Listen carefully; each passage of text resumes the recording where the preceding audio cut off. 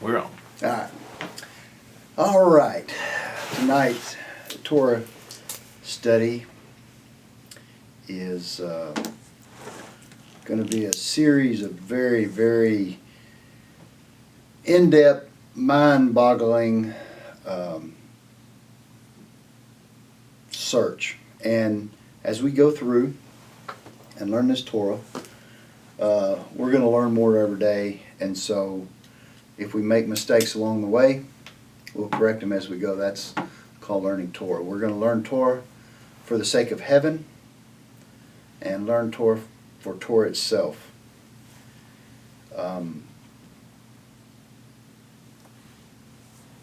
The questions that we have to fix is what's broke? Is it broke? Who are we? What are we? Why are we Noahides, righteous Gentiles? I think there's becoming a separation of such things as your basic Noahide and a righteous Gentile. We have to, when we're talking the things we're talking about Talmud, we're talking about Kabbalah, we're talking about oral transmissions, and the ability to hear it. Now, some of the things that I've been going through this week, and the things that we're studying is this entire mapped out mumbo jumbo here, starting with the Ein Sof, or the infinite light, all the way down to earth. And where is the Noahide? That's my question. My question is the Jews are solid in who they are, what they are, why they are, but who are we? And what are we, and what do we have to do with the whole picture, and where are we in the body of Adam? Where are we in God? If we exist, the fact that we exist, we have to exist somewhere else. Because we have to use the preface that the end is rooted in the beginning. So if we're here now, where are we there or then? So that has to be a constant. All right? Now, I'm going to go through a few things. I'm going to call it, where's Waldo? You know, the little things you used to have, and there's a picture of Waldo, and you had to find Waldo within that whole mosaic, you know? Mm-hmm. So for me, and our quest is, the Noahides, or the righteous Gentiles, are going to be called Waldo. So if you hear us refer to where is Waldo or there is Waldo, then we're trying to put our finger on who we are. We have to use metaphors. And the problem with using metaphors is people pervert the metaphor. They call it, it's this is what it is, or they call it that is what it is. And in this world, that's one thing. When you're talking about God, Hashem, the name, and Adam, Kadmon, and Adam HaRishon, and the primordial worlds, it has no bearing on this or that, because it is multidimensional. You know, it has no up, no down, no front, no back, no in, no out. It's a pulsating thing housed within God. And if God is light, if He is spirit, let's call it, then where is His arm? Where is His ear? Where is His eye? Where are these things? So, because they don't exist, we have to use metaphors to describe it. We can't say, oh, the light emanated out of His ears. But we have to use those metaphors so we get an understanding. Okay? But we can't say God has ears. Exactly. Okay? But for us to understand Torah, we're going to have to use models and things from earth. Because, after all, we're created in the image and likeness of God. So these things have to exist on some sort of plane. Okay? Now, in Adam, where's the Noahide in Adam? Okay?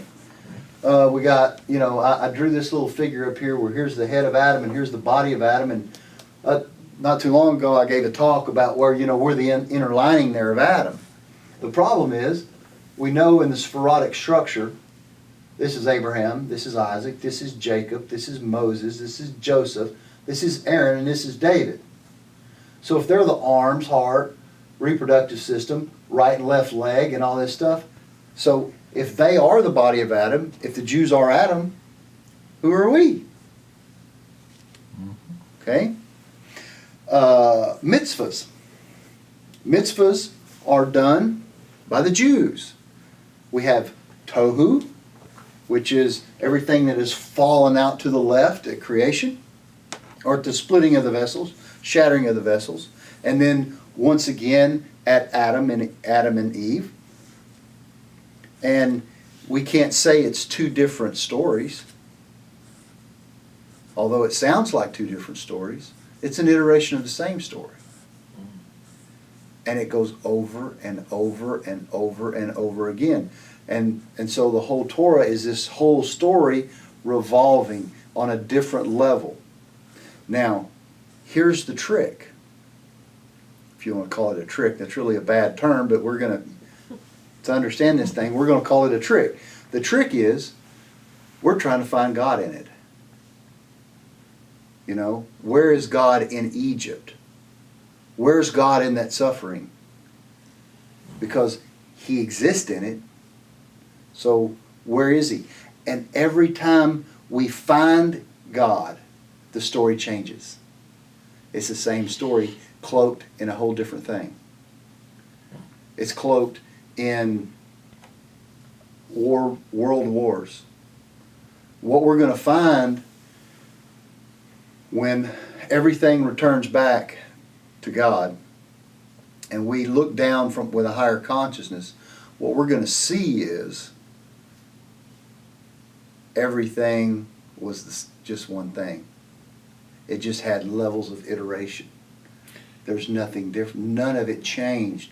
So to understand who we are, what we are, and why we are, we have to understand the very beginning, and we have to understand God. And there's nothing more in this world that He wants than for us to understand Him. Do you think once we find Him, then if we think we found Him or we think we know Him, but now He's going to show us something else, and that's why everything changes again, because now we're seeing Him on a deeper level? That's a very good way of putting it. It's going to be more like this. We're going to find Him, and He's going to go hide again. Mm-hmm. It's hide and seek. But you think it's getting further away. It's not. It's getting closer too. You see what I'm saying? Because you're coming from an outer point to an inner point. Okay? There's a lot of Noahides that are trying to decide whether to convert to Judaism and be a Jew. And so we're going to talk about conversion versus inversion. Because inversion is the key. If it fell in and down, it's got to invert and come in and up. And we're the key to that. So we got to see ourselves in that. The mitzvahs, we can't do the mitzvahs. We're not obligated to do, we're not commanded to do the mitzvahs. Only the Jews can do the tikkun. So, what's the mitzvahs to us? Why do we read the Omer? What benefit does it have? Why do we do Passover? Why do we do Rosh Hashanah? Where's the Noahide in that? The Torah was given to the Jews and the Jews alone, yet we have it. Why do we have it? Why do we have it in our possession? Why is Eleazar a big figure in Torah with Abraham? Why is Jethro a big figure in Torah with Moses? Why is Rahab a big figure in Torah with Joshua and the spies. And of course David and the Evanshtia. And the Gentile there, the Canaanite man that had the dome, the Threshing floor. the threshing floor. All right, they're huge figures. So at some point, there's a Noahide in the mix, and so there's something that we are, and there's something that we are to do. The end is rooted in the beginning, so if we exist now, we existed then. Okay? How do we fix ourselves?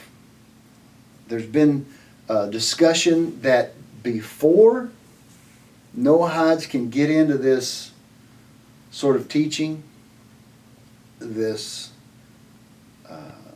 in-depth, sewed, secret level of Torah, that they have to fix themselves. So, how do you fix yourself? This is a question. And I've thought about it, and I've thought about it, and I've thought about it, and I've thought about it. How do I tell somebody to fix themselves? Because the Torah is not ours. The mitzvahs aren't ours. And that's how you fix things. But that's doing actions. That's you're being assertive. You're praying. We can't daven. We can, but is it doing anything? You know. So how do we fix ourselves? Well, I'm going to read a little kasha deal here that I have. And it really helped me understand how to fix ourselves. And here's the thing. When you're dealing with Noahides or Gentiles, people make a grave mistake. It has to be black or white. It has to be a this or a that. This is a crime against Torah, against the holiest of God's creation, which is the truth. And you may ask yourself, well, can it be black and white? Can it be positive commandments, negative commandments? Not when you're dealing with God. Because He's not this or that. He's everything. So how do you deal with something that is everything? Far too many people think it's a this or that. Most are unable to comprehend many things about life that are this and that. And so we have to look at there's possibly a third thing. So if it's not this or that, then what is it? And that's this third thing that we have to understand. Could it be considered gray area? Gray area. Yeah, it can be a gray area. And most of it follows in the gray area. A young man asked a rabbi, what is Talmud? He said, consider two men that climbed inside a chimney, said the rabbi. One comes out clean and the other one comes out dirty. Which man washes himself? What's the answer? Two men go in a chimney. One comes out clean, one comes out dirty. Who washes himself? They both do. Well, the obvious answer answer from our perspective is the one that's dirty. The one that's dirty. He said, I'm not sure, admitted the young man. And so the rabbi said, the clean one washes himself. Because he sees the dirty man and thinks he's dirty too. Whereas the dirty man sees the clean one and thinks he too must be clean. Now, the two men climb inside the chimney again. One comes out clean, the other one comes out dirty. Which one washes himself? The clean one, answered the young man. You just told me so. He said, no, the dirty one washes himself. Each man looks at himself. And the clean one sees that he's clean, and the dirty one sees that he's dirty. So the dirty one washes himself. Now, the two men climb in the chimney. One comes out clean, and one comes out dirty. Which one washes himself? And we lost John Scott. You there, John? He's back. Okay. The two men go inside the chimney. One comes out clean, one comes out dirty. Which one washes himself? And he said, I guess neither one of them do. And he said, no, they both wash themselves. It is impossible for a man to go in a chimney and come out clean. Now, wait a minute. The young man challenges the rabbi. You just gave me 3 contradictory answers to the same question. He goes, that's impossible. No, said the rabbi, that's the Talmud. So, what we have to do to fix ourselves is fix our thinking. To fix yourself, to understand Talmud and understand Kabbalah, you must fix your thinking. You must understand that everything is in the realm of possibilities and all can happen. And you also have to tell yourself that nothing can happen. And then you have to be able to tell yourself it can both happen at the same time. And that is the hardest thing for a Gentile mind to do. Is to say, God can be here, He can be there, He can do this, He can do that, but He can't do this or He can't do that, yet He's doing it all at the same time. Okay? It's kind of like the fall of Adam, or the breaking of the vessels. So who made the mistake? Who made the mistake? Did God make the mistake? Is it God's fault they fell? Is it Adam's fault they fell? Is it Eve's fault they fell? Is it the serpent's fault they fell? Well, who created the whole thing? Who do you point the finger at? The moment you point the finger, you have just violated Torah. You can say, well, once we take it through creation and you see what's going on, you can say, well, it's the 800-pound elephant in the room, it's God, But no, Adam did it. Well, no, Eve did it. And so what you have to do is you have to look at the stories within the stories of what's going on, and it's all happening at the same time. Not only that, it's happening every day we live.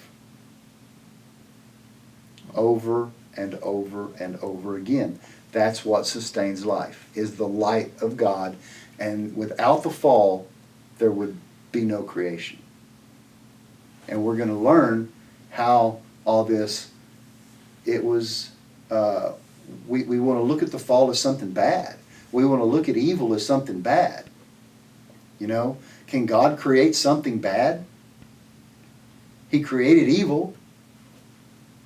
So when you start wrapping your mind around these thoughts, and when you start thinking about all these thoughts, and when you start understanding that it's all for one reason, so God can bless creation, it can end right there. It can end right there. It's all for God to bless creation. And so if we accept that, then it doesn't shatter us. And so I have a deal that we're going to go over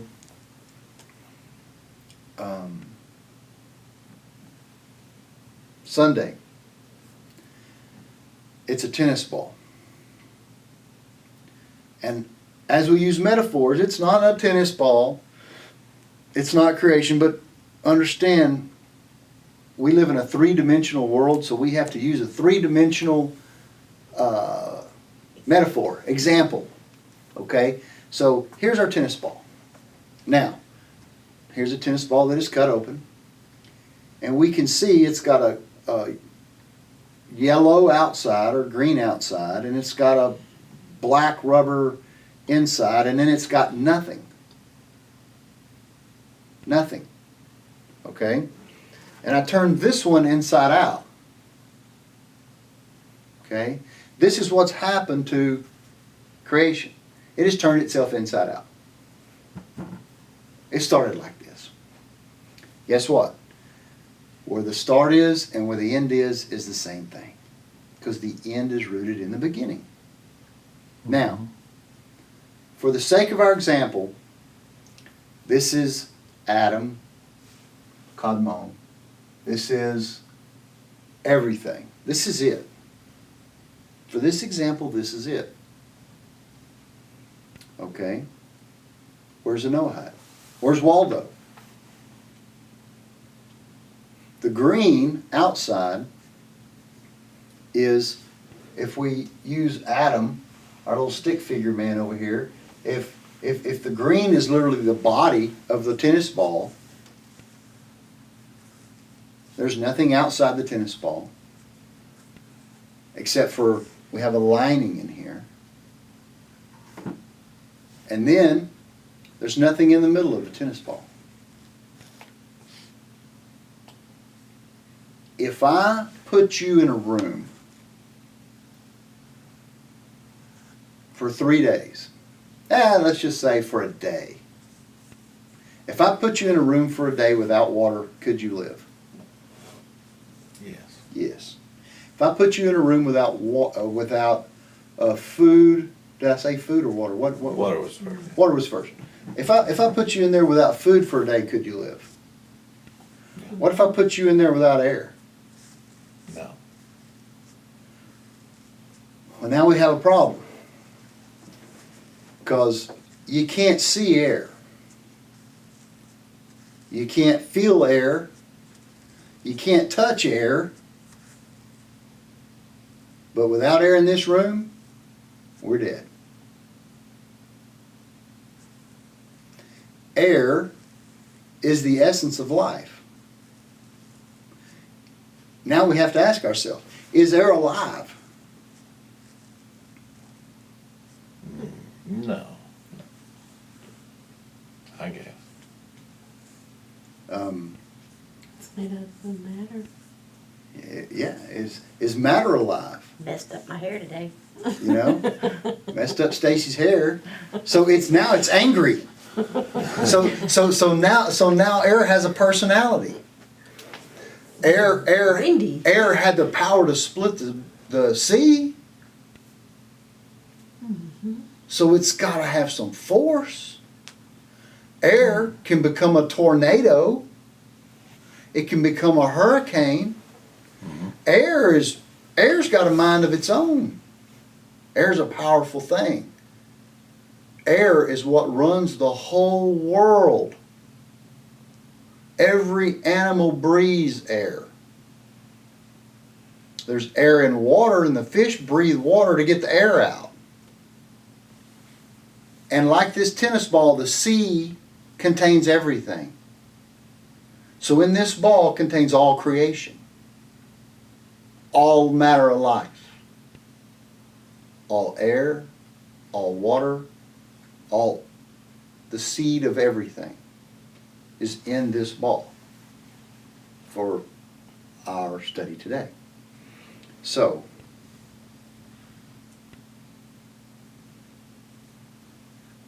where's Waldo? Well, he has to be in the air inside the ball. Very good. This ball, without air in it, doesn't have any shape or form. Without air, this ball has no bounce. What is a ball, Stacy, that has no air called? Flat. Or this ball is dead. Oh. You shall surely die. Okay? So for the sake of our class here, the air has been let out of the ball. And the ball has turned inside out. This is the state of Earth. Now, we've learned from previous classes that there's always Hasidim and Guvarot. There's always male and female. Correct? Okay.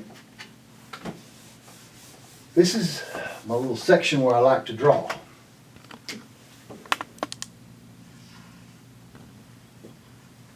Hasidim and Guvarot.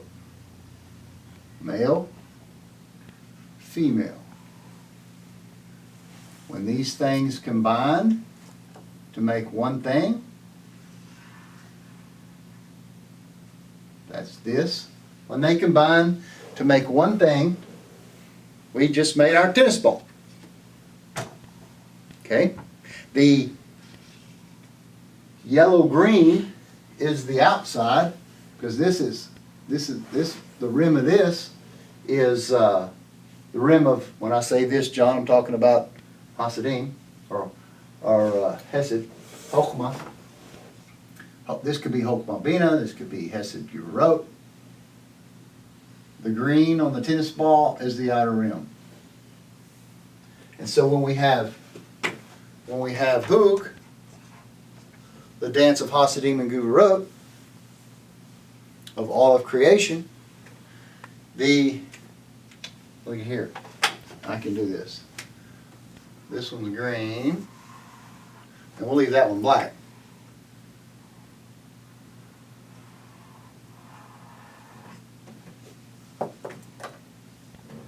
When Guvarot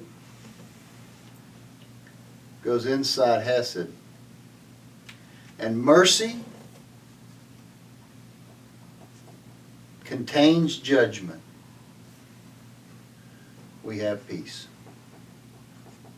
Right? Is that how it works? I think so.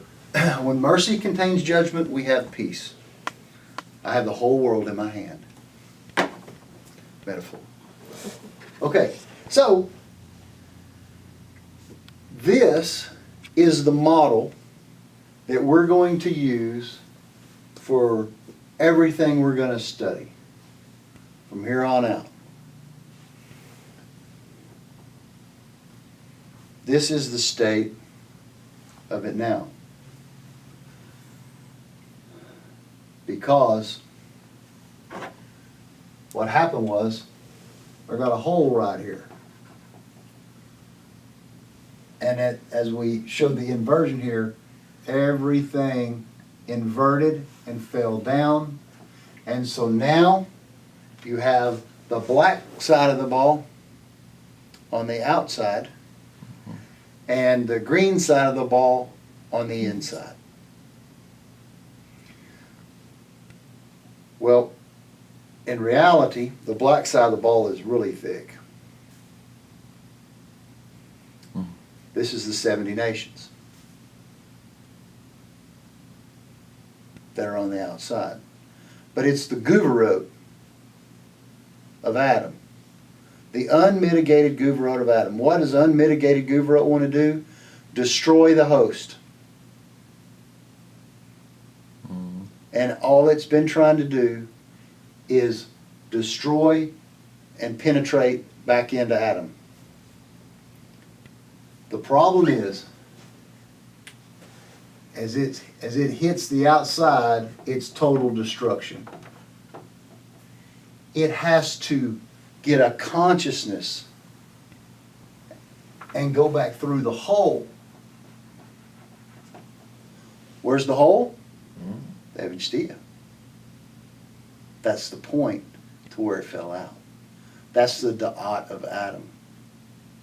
So, as the outside understands it's the outside, the problem is most Gentiles think they're the chosen ones.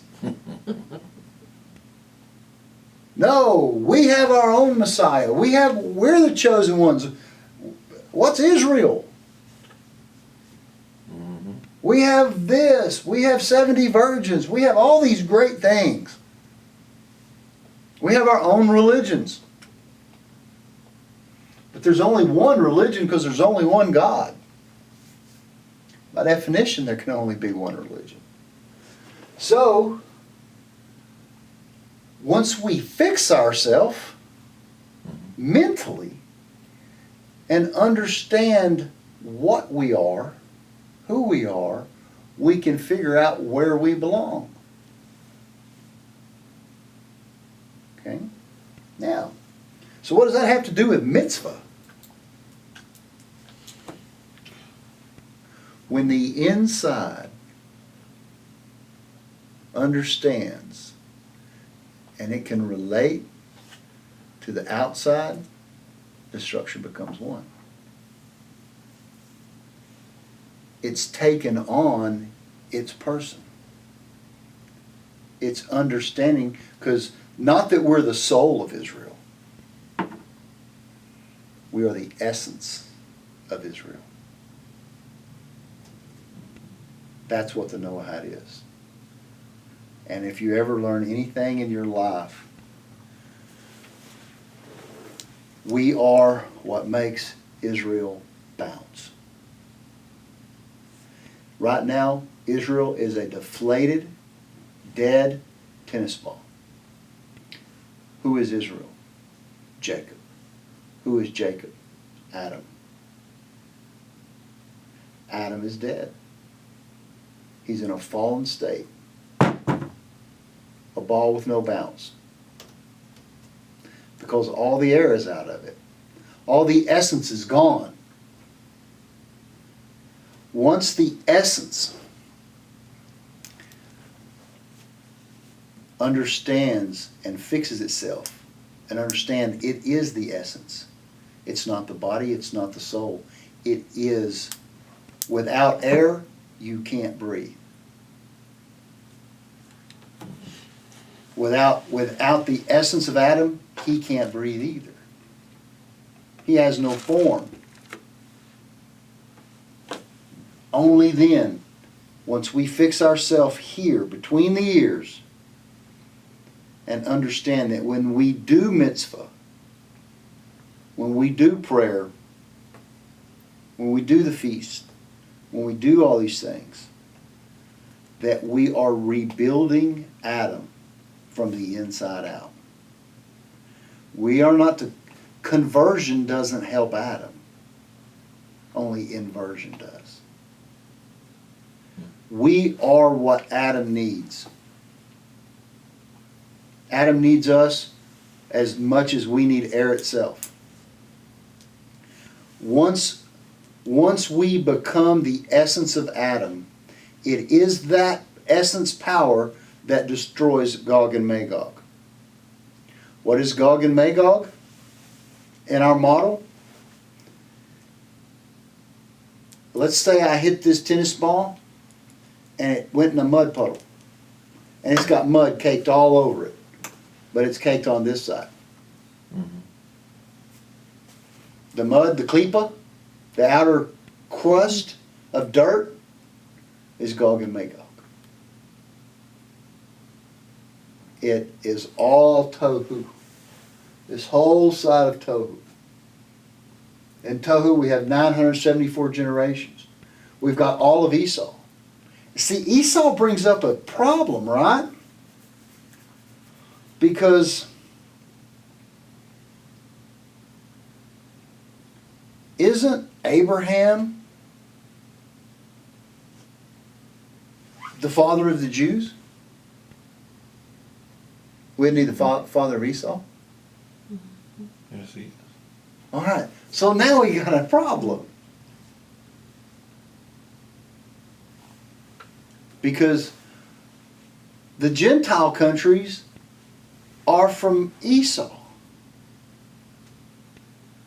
Well, we also have Ishmael that's the same. It's the same thing. Yeah. Same dynamic. Where's Waldo in that?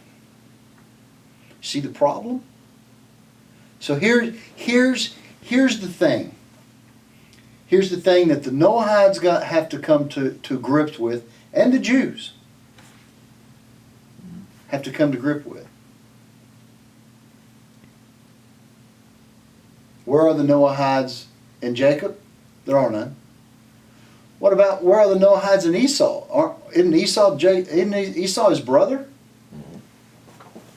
So where's the Noahide in that? Where's the essence of Jacob in Esau? Let's back it up a little bit. Where's the Noahide in Noah? Furthermore, where's the Jew?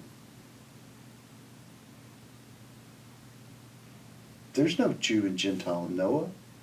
There's no Jew and Gentile in Seth. There's no Jew and Gentile in Cain and Abel. There's no Jew and Gentile in Adam. Or there's no thing called a Jew and a Gentile. Let's clarify that. So where's the Noahide in Cain and Abel? Where's the Noahide in Seth? Where's the Noahide in Enoch? Where are we in Genesis? Well, let's say Genesis chapter 8 and before. Where are we in Genesis 36? Of the kings of Edom. Where are we? What are we? Who are we? Why are we? That's what we're going to figure out over the next 13 weeks. We're going to search and we're going to find it and we're going to pinpoint it in everything.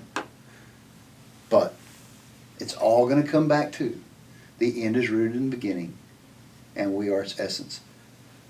We're going to go back, so I want to go back so far, I want to go back to Ein Sof, infinite light.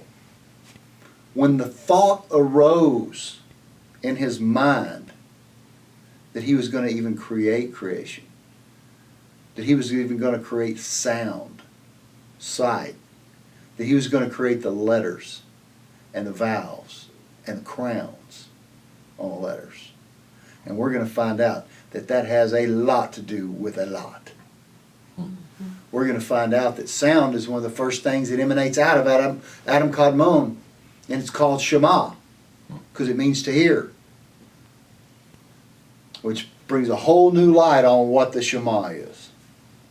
Because you're taking it all the way back to Ak, and the first emanation of light of Ak. Because although Ak, Adam Kadmon, doesn't have eyes and ears and a nose and a mouth, yet light emanates out of his ears, nose, then mouth, then eyes. It's going to have it's going to give you a whole new consciousness on why speech, why nephesh, why malchut, why ears, why we will do and we will hear. Why there's 2 holes here, 2 holes here, 1 hole here, and 2 holes here. It's good. Our body and Adam and Hashem, it is going to be tremendous for us to learn it. And the problem with the Noahide is we don't have the vocabulary. You know, like Zeron Pin, Nukva, Atikyomin, all the different names and stuff. And that was some of the stuff that was the most confusing when we taught it. Now, what's this Sivaot over here and what's this Sivaot over there? And is it Elohim Sivaot? Is it Havayah Sivaot? Well, in the beginning was he and his name.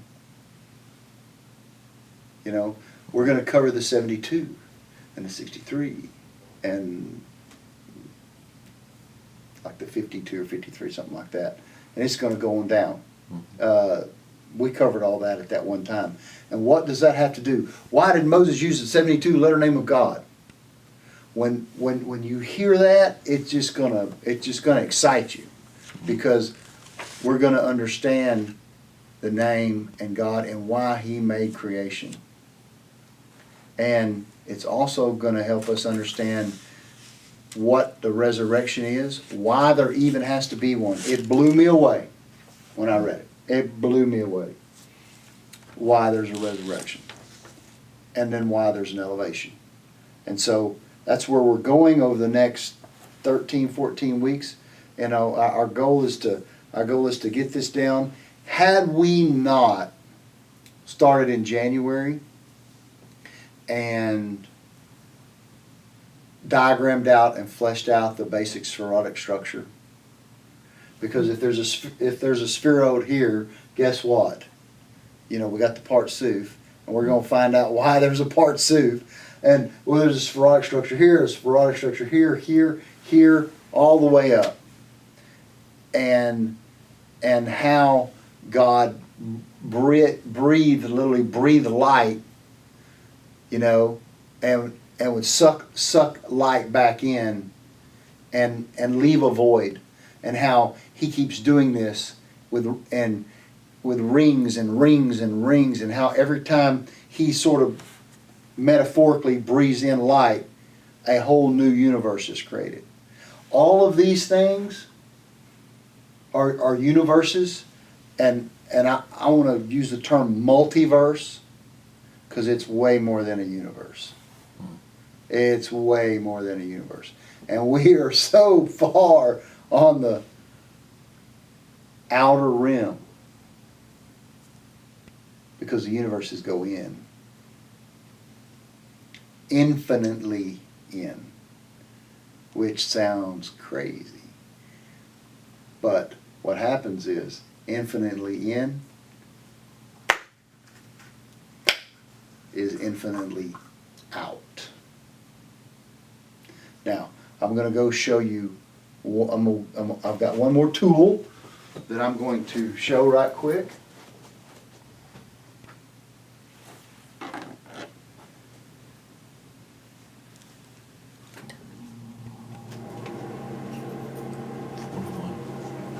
This is a tube, and this is our inside-outside wall. Okay? If we look at, are you cold? I am sweating. Now, to understand this tube,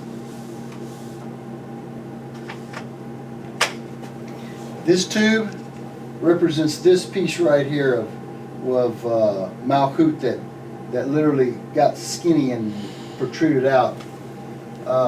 This is actually the Yesod, and here's Malchut at the bottom. This is the area of Yetzirah formation. This is Asiya, where we live in. This is Bariah. And this is Atzilut. Now, this tube is this area right here. From Seth to David. That's this tube. From Adam Harishon to Malchut. We could metaphorically say from the head to the feet, but this is a torus. It's moving. It's moving. If we draw us a torus up here, here's our tube.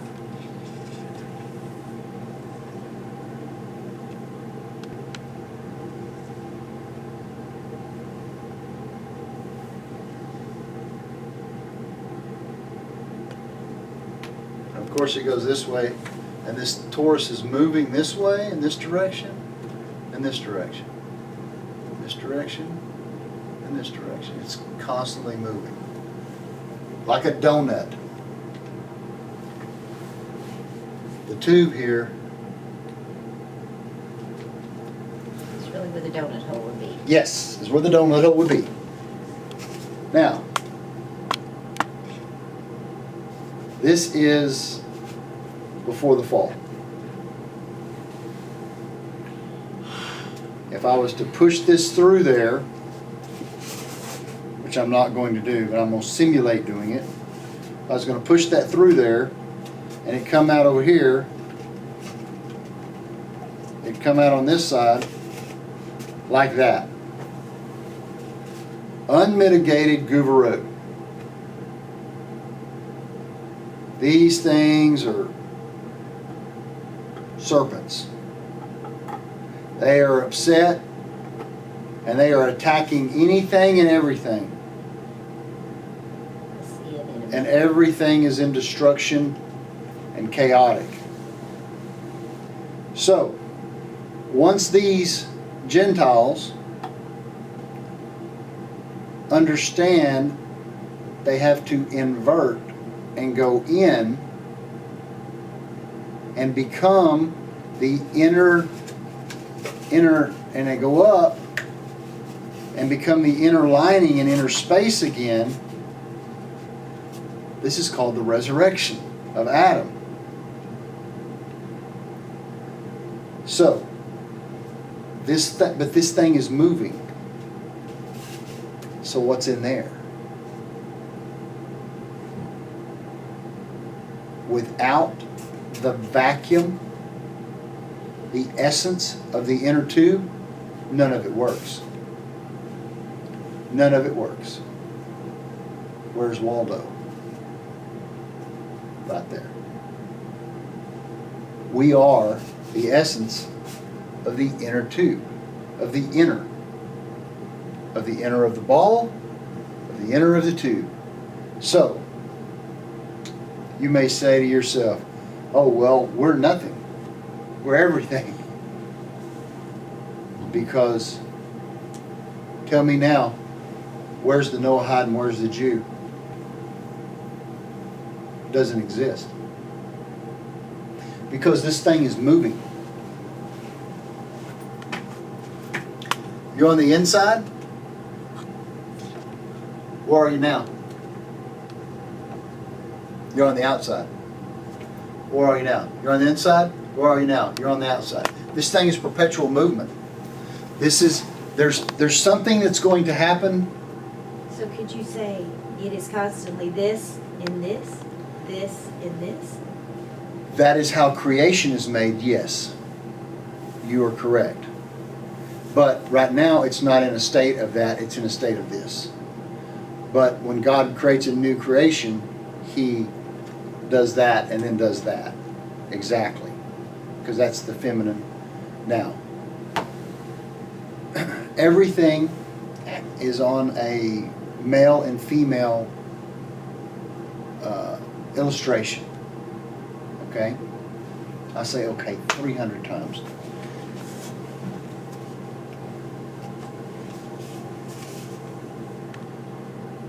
This inner tube is the inversion process that the righteous Noahides have to partake in. This hole right here, it is the Evanstia. The bottom is Rachel, the top is Leah. This is the whole spine of Adam. It's the spine of creation. These are the two axes that our earth spins on. Our world is created like that. Everything that runs in our world runs off of an axis or an axle. Our cars, batteries. This is the negative polarity. This is the positive polarity. This is the tree top. This is the roots of the tree. Everything in creation works off of this principle. So, what is it called? Now that inversion has taken place,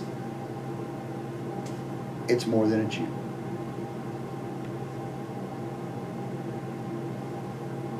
This is more than a Jew. It's not a Gentile. It's not a Noahide. It's not a Jew. It's more than a Jew. It's Adam. Because where was the Jew in Adam? And where's the Gentile in Adam? Nothing. It's Adam. It's more than a Jew. Where is the division? There was no division. The end is rooted in the beginning. If there was no division then, So it's all one. that's right. And there is no vision, is no division. There will no be division in the coming of the Mashiach. We will literally be the energy, the bliss of the return of Adam, of the Guvarot, of Hava, inside of Adam. Because when Adam was created, where was Hava? There was no he and she. She was within him. Yeah. They were in a state of eternal, perpetual, multi-dimensional mating. Because that's what the Ein Sof is.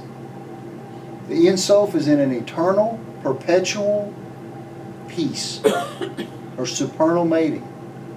He's creating every day. He recreates creation every day. If he didn't recreate creation every, of course, the week, that's what the whole Shabbat's about. If he didn't recreate creation every time and send his blessing through the light filters of the spherotic structure of multi-dimensional multiverse every single week, we would perish. Every single second. Every single second. So he is in constant union. Yeah. Okay? So, where's Waldo in that?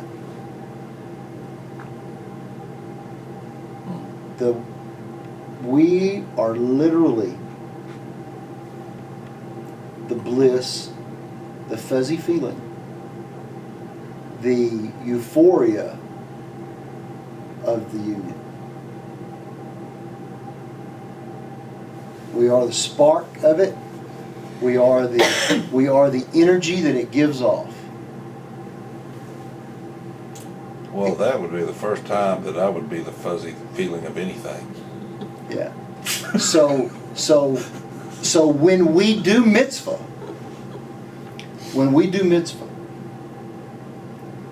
it is that organuz that is within Hashem himself that literally gives the essence of the Jew to want to do mitzvah. That literally brings the fuel to the rocket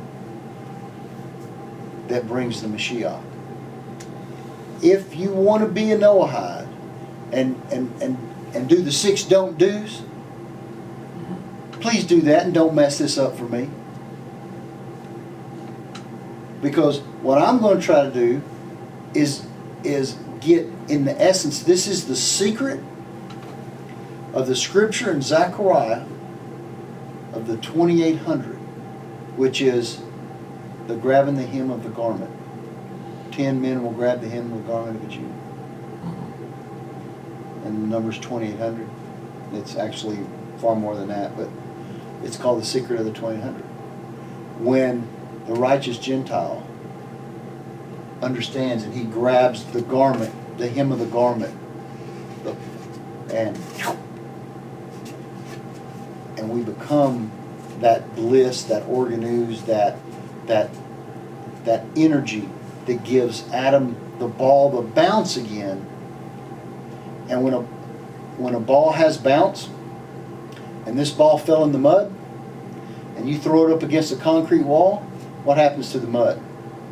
Splatters off. That's how you break the cleat. That is the battle of Gog and Magog. The Jews, when the Mashiach fights Gog and Magog, we are that allows him to win. We are the power that he uses. It is us. Now, don't say to yourself, will we be alive? Well, of course. But don't say, well, will we know each other? Will we have arms and legs? That is so 2-dimensional, 3-dimensional. We are going to be so much more than that. What does an angel look like in this dimension? You know? Well, what does he look like in Atzilut? What does he look like in here? What does he look like here, here, here, here, here? Well, I'm telling you what, the higher you go up, the closer to God, the more powerful it is. Now, The ones that want to stay on the bottom, on the very periphery, it's like being at a concert. If you're in an outdoor concert, and the outdoor concert is in Waco, Texas, and y'all are at Hallsburg, y'all can barely hear the music. But if it's at Baylor Stadium, and you're on the front row of that concert, you can feel the music, literally. And that's where the righteous Gentile is going to be.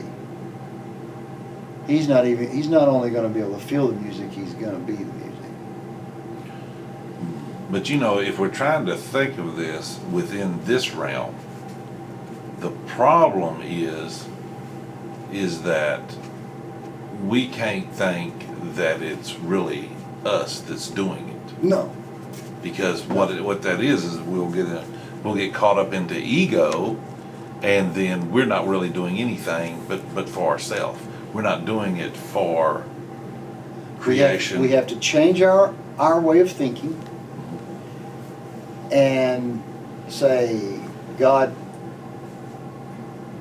use me as a tool, and I am here to help redeem the fallen sparks of creation, whatever that means, and in whatever capacity it means, and whatever symphony that it happens. All we have to do is understand that whether we do mitzvah or whether we don't do mitzvah, we can't line our thoughts up with his thoughts, with Adam's thoughts. How can you be the inside of something you know nothing about? How can you be the support group, the inner support of Adam, if you have no idea why you're supporting or what you're supporting or how to even support it? So it's crucial for us to understand Torah and understand the deepest levels of Torah. You know, for those who want to be a Noahide and don't want to get into vodazoa or idolatry and cause more destruction on the body of Adam, that's what the Noahide laws are for. You just stay over there and quit throwing rocks at the ball. You know? It's not made for that. You know? But as we'll see, the whole thing had to happen so that it could, so God could see himself once again. Mm-hmm. Oh, really? Yeah. Or, you know? Yeah. God is playing hide and seek with himself, and guess what? We are himself. And everything is going to return to a higher form, all consciousness. When we get to that point, what you're thinking, I'm going to know what you're thinking, you're going to know what I'm thinking.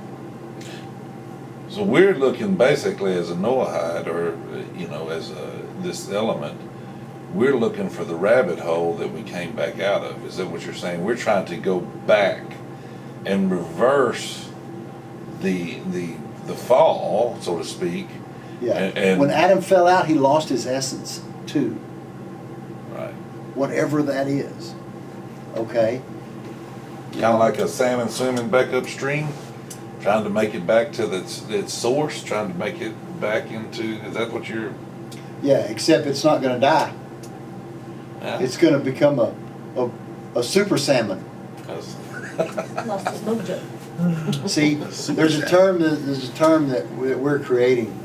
We have the 70 nations. We have the Magnificent 70. Inside the 70 nations is the Magnificent 70. But inside the Magnificent 70 is the Secret 70.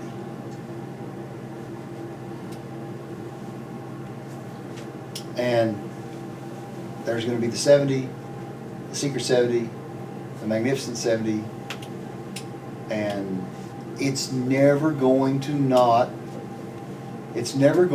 stop. And we can't think of it as, once all this happens and it goes to here, poof, it'll all be over. No, That's a long haba, haba, haba, haba. It's just going to keep going and going and going and going, and ultimate bliss and ultimate. That is heaven. And we can play a crucial role is where is Waldo, and we are Waldo. And so for the next few weeks, next few months, we're gonna erase all this and we're gonna start over, and we're going to try to see where we are in each one of these things. Every time God penetrated light and removed the light to create a new layer, that's that air, that's that gap in there of bliss, of fuzziness, fuzzy feeling, of creation. There's Waldo. And we're going to see Waldo every time he creates something. There's Waldo. That's why he gotta have us. He could have destroyed us how many times? With the flip of his finger. But we're the feel good. We're the feel good. And nothing makes me feel good than to be the feel good. Yeah, yeah. And so, to fix ourselves, we need to fix our understanding. We need to quit trying to say it's this, it's this, it's that, with no matter what it is. You know? And all the Noahides don't need to do this, the Noahides don't need to do that. They don't need to eat clean. They don't need to do this. They don't need to do that.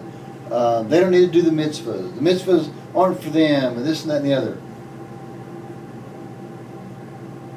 Understand that Torah was given by the Creator, and we were created by the Creator. We're inseparable.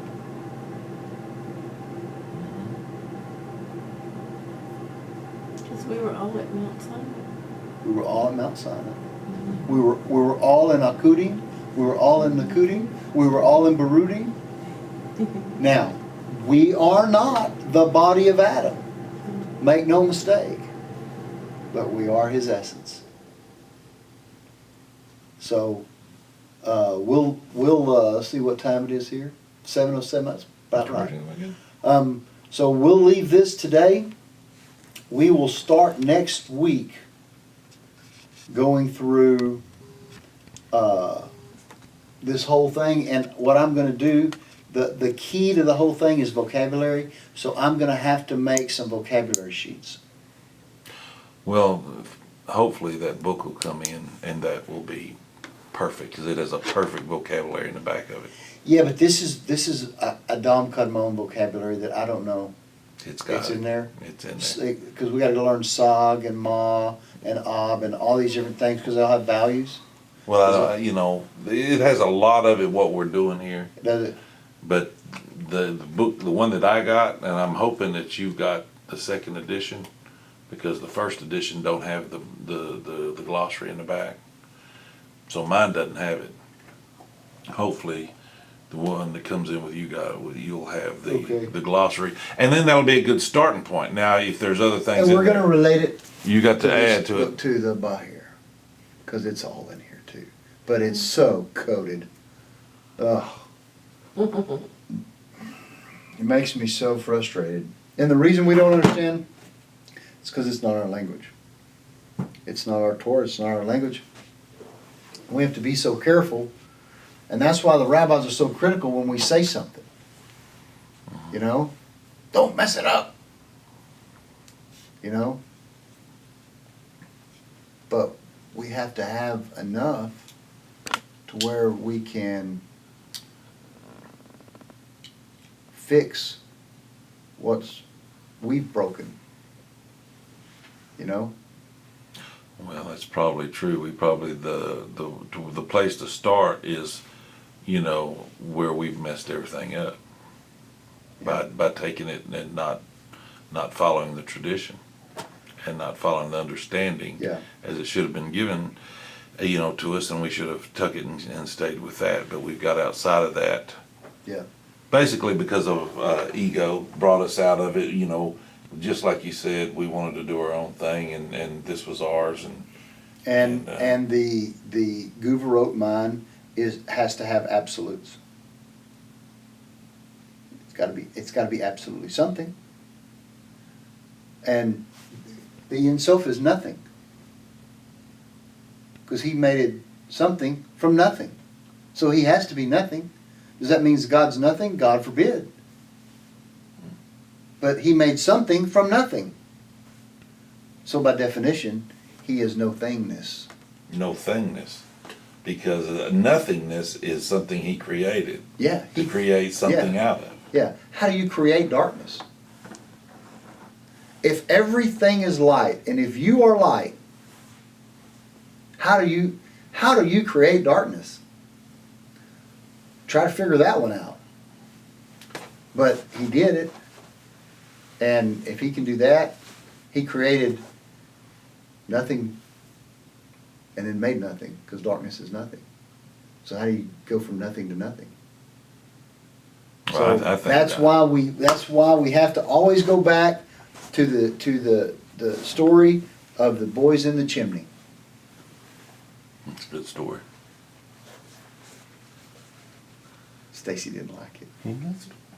She didn't like the story of the boys in the chimney. Stacy wants to know why. I know. I got it. It got to be a reason. Nope, there doesn't. Because the reason will all be shown in the end. I mean, The reason doesn't matter in the end. Oh, yeah, it will. But you'll see it and you'll just go, how simple was that? Yeah. It's going to be simply profound and profoundly simple in the end. And guess what? It's just this. It's all it is. It's just this. John, when I say this, I'm holding it. What are you holding up? I'm holding a tennis ball. 10-4. All right. So you have to find out where's Gouverot in this, where's Hasidim in this, where's the Jew in this, where's the Gentile in this, where's God in this, where are the angels in this, where's everything? It's all in this. This tennis ball. So I guess that's our class for today. I'm going to teach this class again on Sunday. This was kind of my dry run. And teach this class again on Sunday because I think this is what the Noahides really need, is to start figuring out how to get inverted, how to really understand the more Torah you do, the better you are. The deeper you learn, the deeper you go in to Adam. And that's the whole thing, Exactly. So the sages are great, the Torah is great, and God is great. And we will see y'all next Wednesday. Adios, everybody.